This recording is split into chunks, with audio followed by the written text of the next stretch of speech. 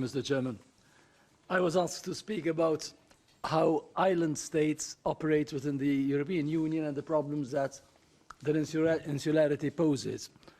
Rather than give you details about what has happened in Malta, which is where I come from, I have asked that you get a copy of a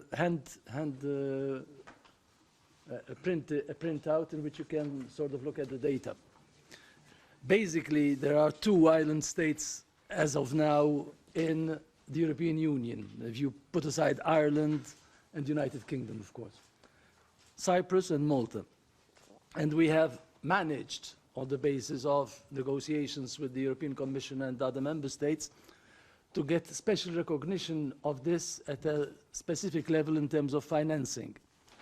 For the current financial periods, we have gotten, you could call it, an extra allocation that goes into 2020 to be financed partly from the cohesion funds, partly from the structural funds, in recognition of the fact that being an island and being an island state creates specific problems, specific diseconomies of scale, as has just been mentioned. The criteria that have been followed to arrive at this conclusion have been stated, but remain nebulous, in the sense that the question now arises as to what's going to happen post-2020. Is this a classification that's going to be carried over automatically, or has it got to be renegotiated again? Probably it will have to be renegotiated again as a function of how data looks. And again, as the chairman has just said, the data refers basically to GDP elements. Now that is something with which we are in disagreement. Again, there is a further proposal that new benchmarks be established, but all these go back to GDP data. And the question is, does it fit the reality of island states, of islands? One fundamental problem. What we face are systemic structural problems that cannot be just removed by attaching them to economic measurements of the classical sort. Like, for instance, beyond what has already been mentioned, transport costs to carry something from place to place, like holding costs. In order to be able to function effectively, you have to have, how do you call them, stocks of things, otherwise you face shortages. And those stocks have got to be higher because of your insularity. Again, being an island state, you can't do so much transfer of advantages, cross-transfer of advantages, because you don't have debt to your economy. You can't say you transfer some benefits from one place to another because it's so limited. And this gets even further when you talk about an island of an island. Like in our case now, archipelago, we are an island state, but then there's an island of Gozo, which suffers again from what we call double insularity. Now that is something that cannot really be measured in terms of how you move forward, and move forward in terms of economic progress. One thing we have noticed is this, that when we are doing well, we tend to develop towards an unbalanced economy. Like at one stage, when the economy went forward, the progress was registered basically in just one area. First manufacturing, then tourism. And you get an unbalancing effect. We have it now at the moment. At the moment, Malta is performing very well in economic terms, but if you analyze where that is coming from, it's very much biased towards financial services and gaming services, plus tourism. Now, why is that a problem?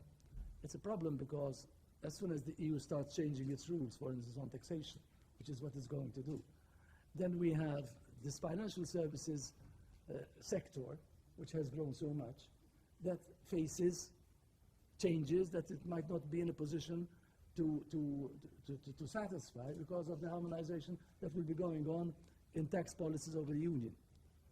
The same thing when we had manufacturing going forward. Joining the European Union meant that we had to take on European Union policies on manufacturing, on industry and competition. And over the last 10 years, we have seen that sector going down by about 30%. So the problem is that in a small island context, whether it's state or just an island, the problem is that when you move forward, you still have an unbalancing effect in the sense that you have a concentration of development in a specific sector, which is dangerous. And the problem is that when you look at cohesion policy or structural policy effects and how they can be used, it all goes back to a question of funds. And we try all the time to get more funds out of the structure or cohesion. The problem may be much more complicated than that. I will give you two instances. Like in Malta, the main island of Malta. I was speaking to a general manager of the manufacturing concern that has been there for about 25, 30 years and growing quite a lot for quite a while. Now they have a problem. The problem is this, that their output from a factory in Malta, measured against their output from another factory they have in another member state of the European Union, productivity levels are at the same level, same niveau. But in terms of transport costs, I won't mention the other country in the European Union where they have this factory. In terms of transport costs, they lose out. So they are being squeezed into a direction by which they have to phase down the manufacturing plant in Malta because they have to do their calculations. And that's a problem. So first thing is the systemic problem we face in terms of costs caused by the fact of insularity. And they can't really be tackled on the basis of having more or less cohesion or structural funds. You have to have a competitive situation in order to be able to move forward. A second point then, the small island of Gozo. Again, problem of double insularity. It's attached to an island and you have a double transport cost system, a double problematic approach by way of insularity. It's not doing so badly in terms of tourism, in terms of people who retire there. But the unbalancing effect in terms of population is really big. The chairman mentioned it. Like, the young people go away. And I've been asking these guys, university students, quite bright, what's your perspective? How do you proceed to move forward? We can't stay in this place, they tell me. They agree that the island is doing relatively well. Again, the unbalancing effect of depending on tourism and retirement homes. But there's no future here for us as young people in terms of how they can plan a career and have, a good lifestyle. So though economically they seem to be doing well, the phenomenon of the population is proceeding. How can you tackle that? Now, I agree that with the approach of digitalization, some of the effects of insularity can be contained. But we still have to develop a model about that. So what I would suggest that we also consider, beyond trying to get, like we have been trying to get, criteria for cohesion funds and structural funds, allocations extra to what we can get under normal rules. I think we have to go wider than that. And we have to consider how competition rules affect our situation and whether they can't be implemented in a different way. Now, one of the things that has been inhibiting, in my view, certain islands, including Malta, from moving forward is state aid. We need to look at state aid from a different perspective with respect to islands. Like under the application of EU rules, under structural funds, under regional funds, under cohesion funds, our agriculture, small scale as it is, has been going downhill. About 50% reduction over the last 10 years. Same thing is applied for manufacturing. And to be quite clear, our output is so small that it is not going to affect the single market, one way or the other.